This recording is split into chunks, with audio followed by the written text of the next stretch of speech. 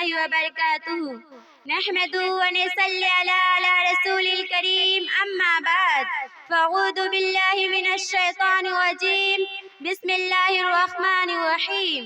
انسان کی زندگی ہوا میں رکھے ہوئے چراغ کی مانند ہے، انسان کی زندگی ہوا میں رکھے ہوئے چراغ کی مانند ہے۔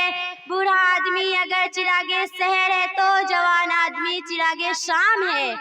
جس طرح ہوا کے اندر رکھا ہوا چراغ ایک جھونکے کا محتاج ہوتا ہے، ایسے ہی انسانی زندگی بھی ایک پل کی محتاج ہوتی ہے۔ زندگی کیا ہے؟ ایک ترکتا ہوا ننھا سا دیا۔ زندگی کیا ہے؟ ایک ترکتا ہوا ننھا سا دیا، ایک ہی جھونکا جسے آ کے بجھا دیتا ہے۔ یا سرے مژگاں غم کا ترکتا ہوا آنسو، یا سرے مژگاں غم کا ترکتا ہوا آنسو، پلک جھپکنا جیسے مٹی میں ملا دیتا ہے۔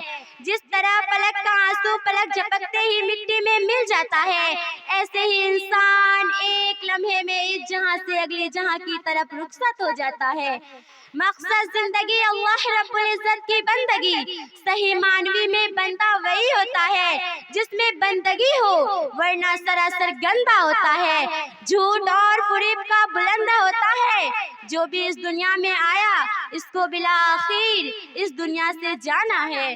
اللہ رب العزت نے اپنے کلام پاک میں ارشاد فرمایا وَمَا جَعَلْنَا لِبَشَرٍ مِّن قَبْلِكَ الْخُلْدَ، کہ اے محبوب ہم نے آپ سے پہلے بھی یہاں کسی کے لیے ہمیشہ رہنا نہیں لکھا، ہر انسان کو بالآخر یہاں سے جانا ہے۔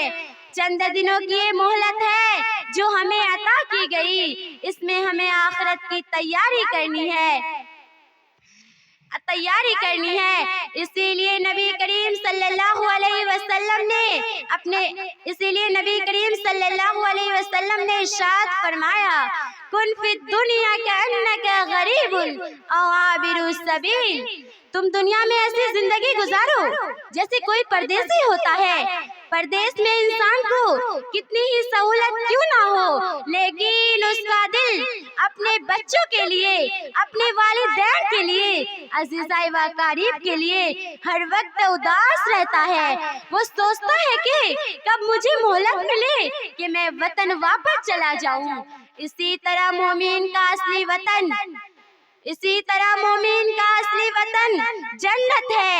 دنیا اس کے لیے وطن اقامت کے مانند ہے۔ ہم تھوڑے دن کے لیے یہاں بھیجے گئے، بالآخر زندگی گزار کر ہم اپنے وطن اور مسترق کی طرف لوٹ کر واپس جانا ہے۔ دنیا میں رہتے ہوئے ہم آخرت کی تیاری میں لگے رہے۔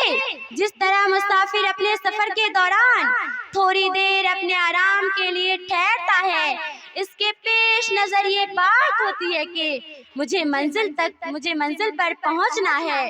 اسی طرح ہمارا سفر کنہ کے مقام سے شروع ہوا۔ عالم ارواح میں اللہ رب العزت نے ہم سے وعدہ لیا الست بربکم، کیا میں تمہارا رب نہیں ہوں؟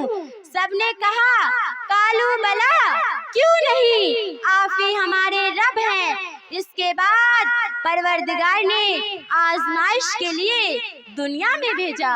دنیا امتحان گاہ ہے، اسی لیے دنیا کی زندگی آزمائش کی جگہ ہے۔ یہ دنیا آرام گاہ نہیں، یہ سیر گاہ نہیں، یہ تماشا گاہ نہیں، یہ قیام گاہ نہیں، یہ امتحان گاہ ہے۔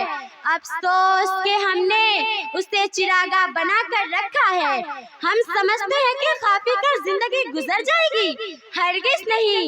پروردگار عالم فرماتے ہیں احسب الناس، کیا انسان یہ گمان کرتے ہیں ان یترکوا ان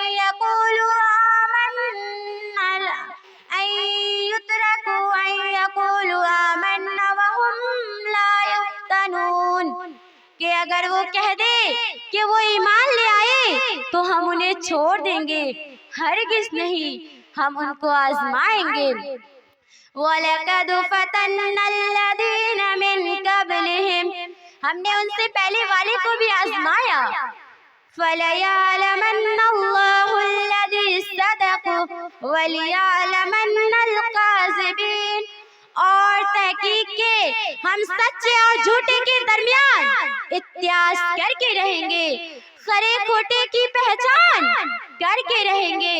دیکھیے ہمیں نیک اعمال کے ساتھ دنیا میں زندگی گزارنی ہے تاکہ اپنے پروردگار کو راضی کر لے۔ رب کریم ارشاد فرماتے ہیں الذی خلق الموت والحیات لیبلوکم ایکم احسن عملا۔ وہ ذات جس نے موت اور حیات کو پیدا کیا یہ آزمانے کے لیے کہ تم میں سے کون اچھے عمل کرتے ہیں۔ لہذا ہمیں دنیا میں اپنی شخصیت کو سنوارنا ہے، اپنے کردار کو بہتر بنانا ہے، اپنے اندر اخلاق حمیدہ کو پیدا کرنا ہے اور صحیح معنی میں انسان بن کر زندگی گزارنی ہے۔ اور جب انسان بن کر اللہ کے حضور نازل ہوں گے تو پھر پروردگار عالم اس کی قدردانی فرمائیں گے۔